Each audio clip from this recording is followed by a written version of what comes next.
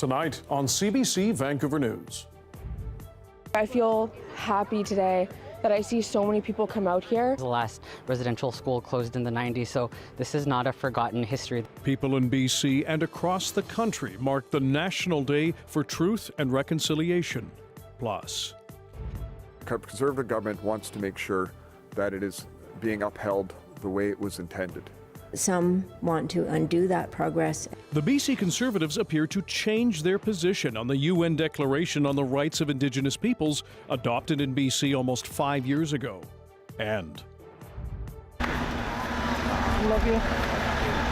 Like, how does it feel to be in the place where this was all born?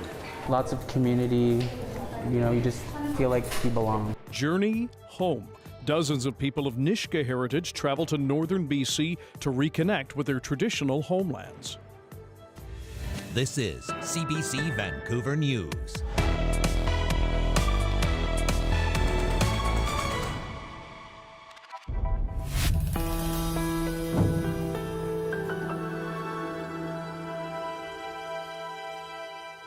Hello, I'm Dan Burritt. Thanks for joining us. A day for truth and reconciliation. The fourth official day was marked with somberness and calls to action. Here in Vancouver, a large event and march was held at UBC. The CBC's Georgie Smythe was there. Healing and community were at the centre of the messages of this intergenerational march at the University of British Columbia today. The event started with stories and performances that serve to highlight the ongoing impact that residential schools have had on survivors, their families and the wider community. I spoke to Jeremy Jones, who works in this space. He's also experienced intergenerational trauma in his own family.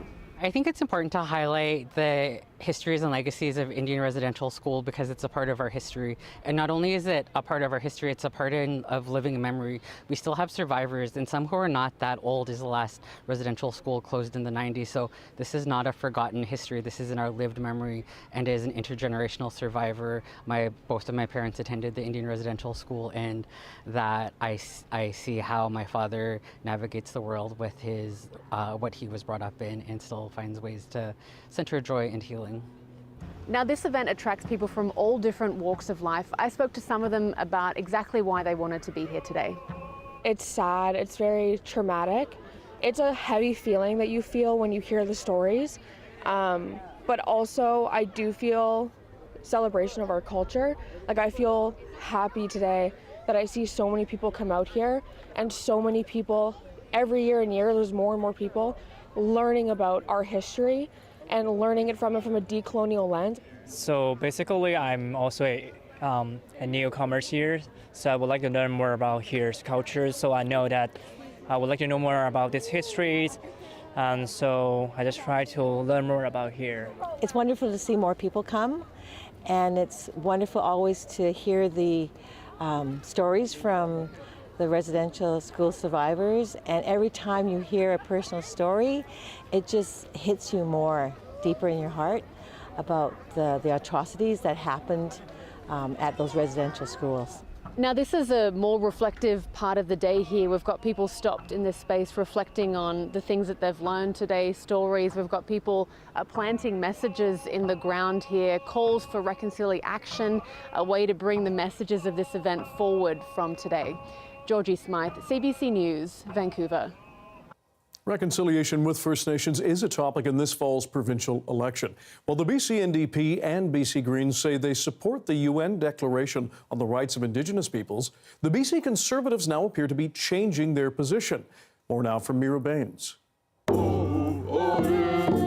BC adopted the United Nations Declaration on the Rights of Indigenous Peoples, also known as UNDRIP, in a unanimous vote in late 2019.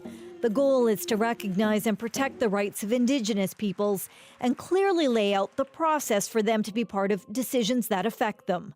In party materials from February, BC Conservative leader John Rustad said the province needed to repeal the UN Declaration, saying it was set up for conditions in other countries, not Canada. But now, in the midst of the provincial election, The Conservatives say the party will honor UNDRIP as it was intended, not as an obstacle to development, but as a guiding principle for recognizing Indigenous rights and aspirations. Rustad says the key is economic reconciliation to foster partnerships between First Nations and the private sector and focus on natural resources. Where there is legislation in British Columbia that creates friction or creates problems that does not allow us to be able to fulfill economic reconciliation, we will actually look to remove that and replace that legislation with legislation that works and makes sense for First Nations. The Conservatives candidate in Chilliwack-Cultus Lake is Alia Warbus, the daughter of former BC Lieutenant Governor Stephen Point, who also served as Chief Commissioner of the BC Treaty Commission.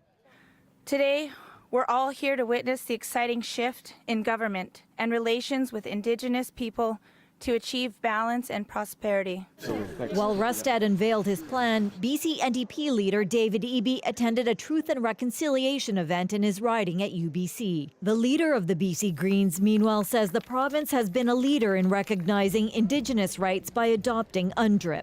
But some want to undo that progress and go back to a paternalistic relationship between Crown and Indigenous governments. We are committed to moving forward with the work of reconciliation. On Tuesday, the Greens plan to unveil their election platform in Victoria. The leaders will meet to debate one another on October 8th. Mira Baines, CBC News, Vancouver.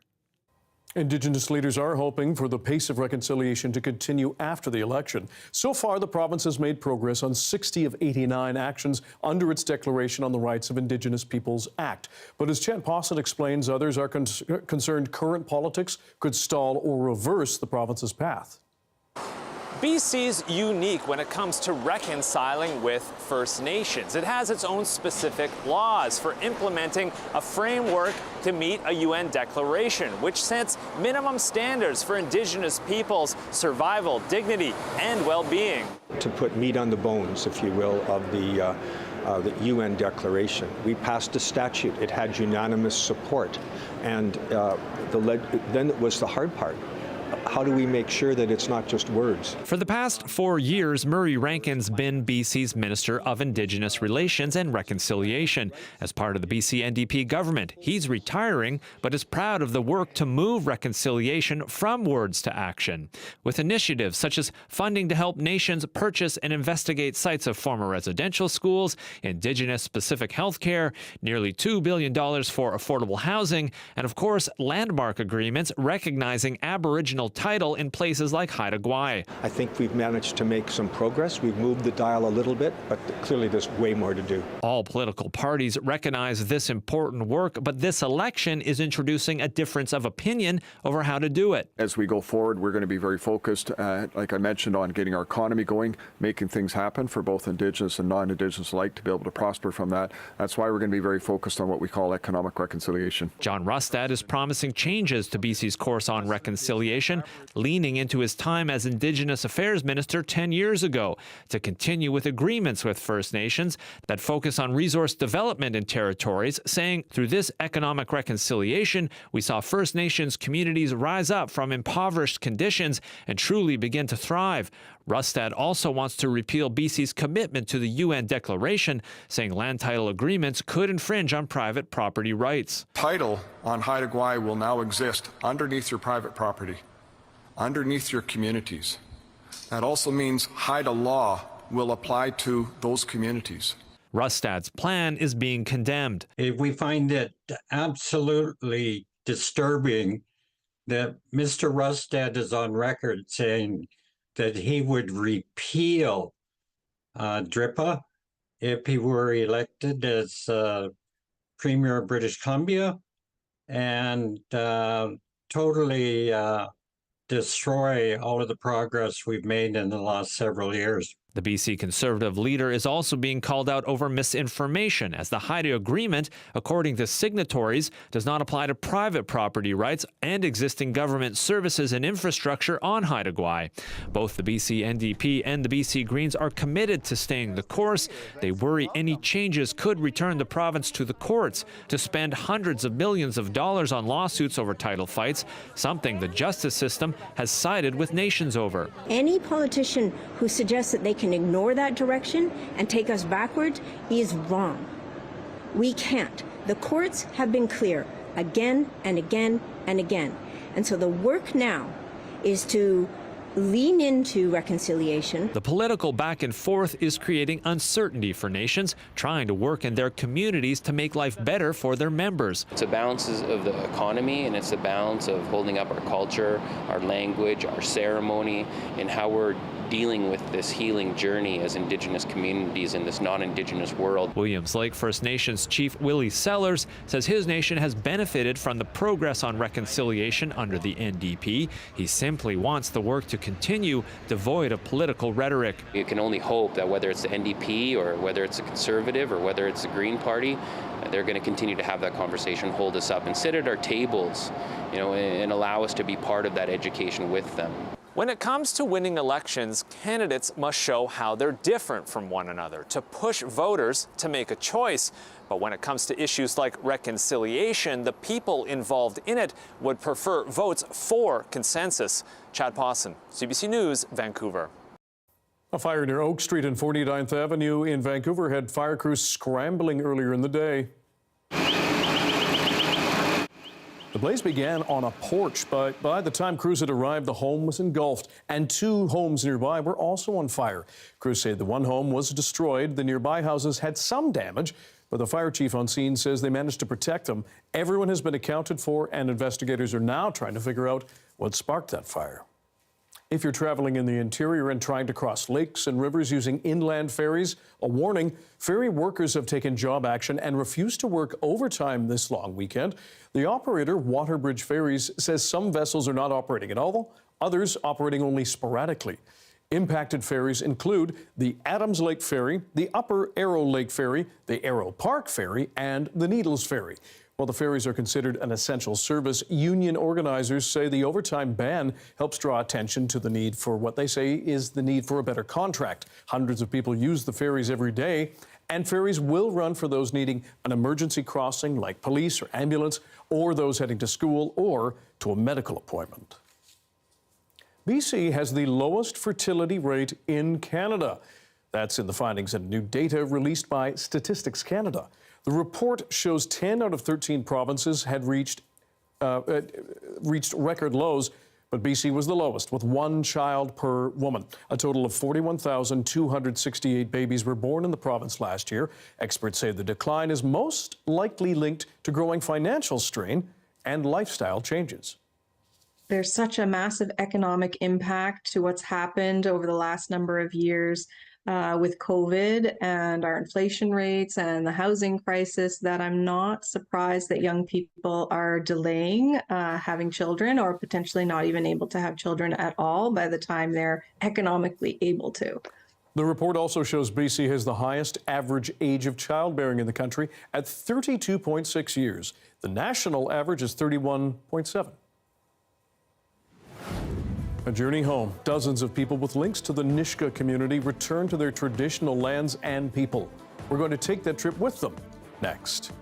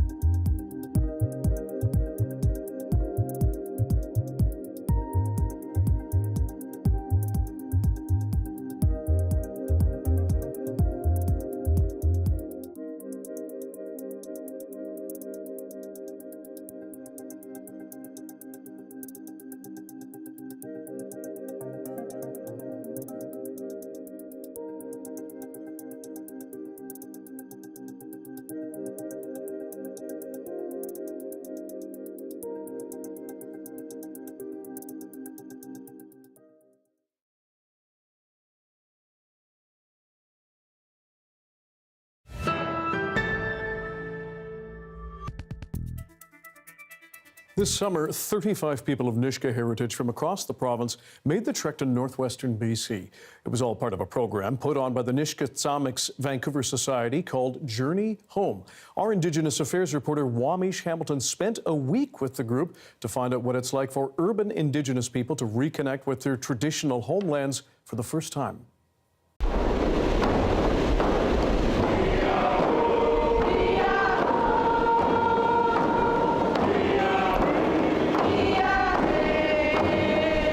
Nisga'a are heading home, pulled back to the Nass Valley by a very old instinct.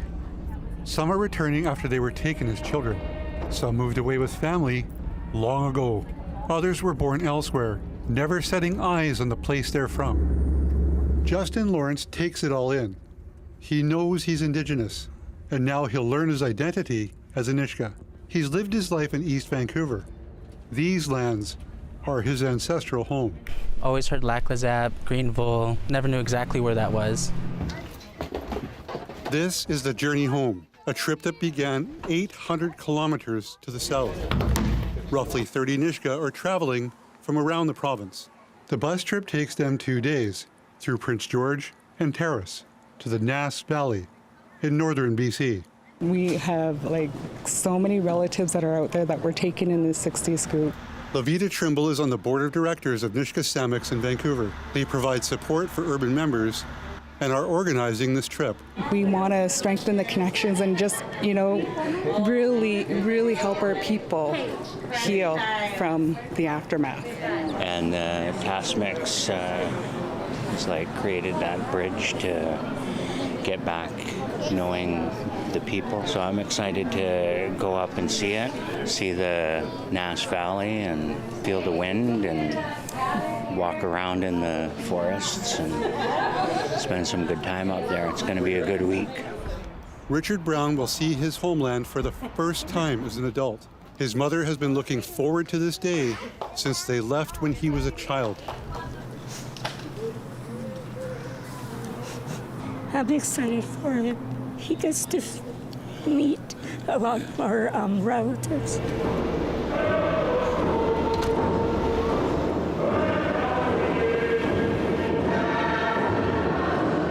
Growing up disconnected from that, it just didn't have any bridge to it. These Nisga'a will learn about their history, harvest and taste food grown in their homeland, dance together, and connect with family. Finally, the Nass Valley.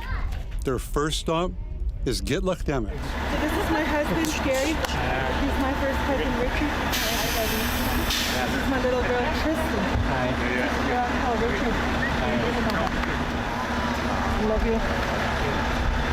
We talked a little bit on Facebook with my Uncle Sam and his daughters, and that was the first time I got to meet one in person,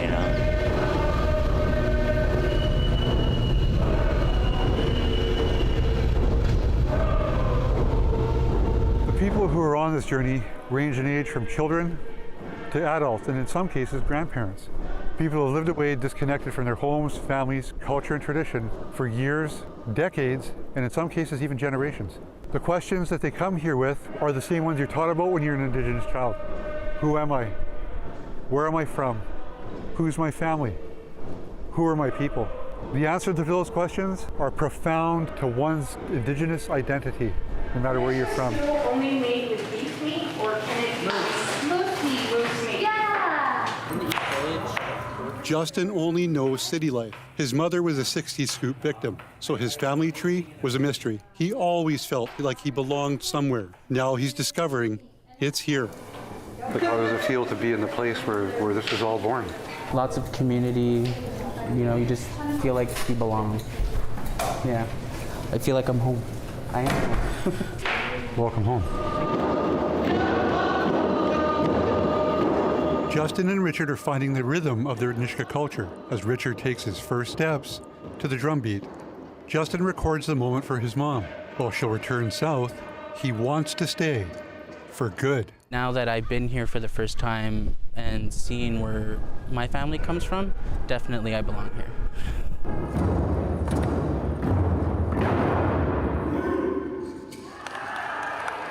Jo Mansell also wants to move home. She's finding out that it's not as easy as she hoped, and she says she's applied for 2 jobs so far.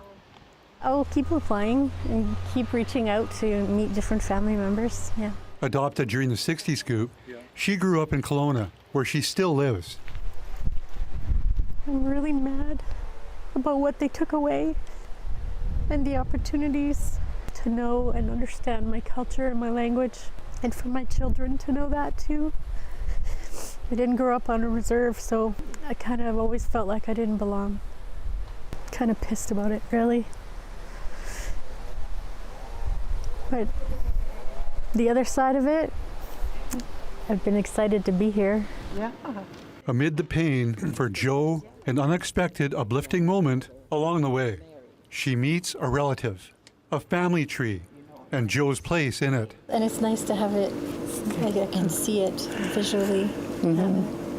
Yeah. They are cousins.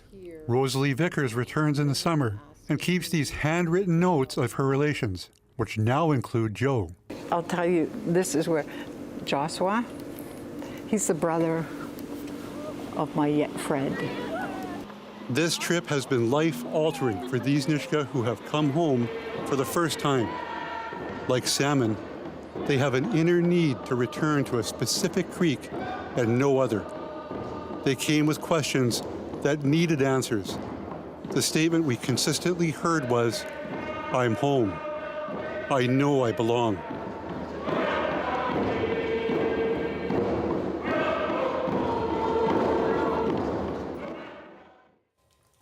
Stories like this can be particularly hard for people personally affected by residential schools. There is support available. You can call the 24-hour National Indian Residential School Crisis Line. The number is 1-866-925-4419.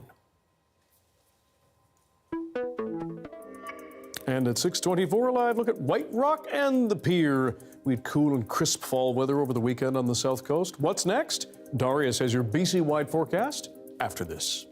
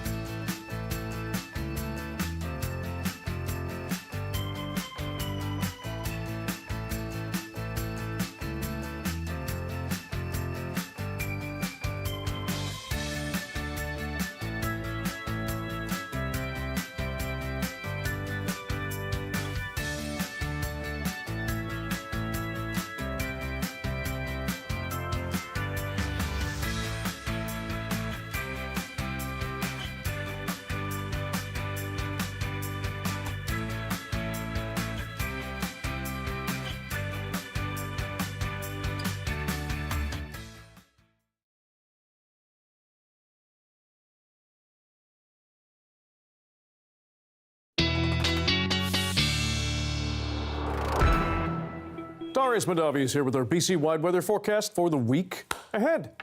Yes, and we've got some moisture still streaming into the north and central coast. That wind warning that we had earlier is the winds are starting to die down, so that should be dropped any time now. But again, lots of moisture streaming in over the last 24 hours. Even if we just look at the last 3 hours, again, you can see all that water vapor in the atmosphere in blue there coming in. Lots of moisture also falling on the central interior as well. And you can see a decent amount of that is falling as snow. So it's definitely heading into autumn. And you can see here a lot of that also making its way up into the northwest as well, place where we don't have that radar coverage. But over the next few hours, expect to continue to see that moisture stream in. Some of that spreading up potentially to the northeast as well. Then a lot of that comes down to the south coast as we get into tomorrow. I didn't say a lot. Some light rain really across many of these places and some showers scattered across the region. Also breaking into the southern interior at times. So expect sort of a hit or miss day tomorrow in terms of the sunshine and the rain. Many places getting showers on the south coast today. Not going to expect to see those continuing for much longer. So enjoy the showers while they're here.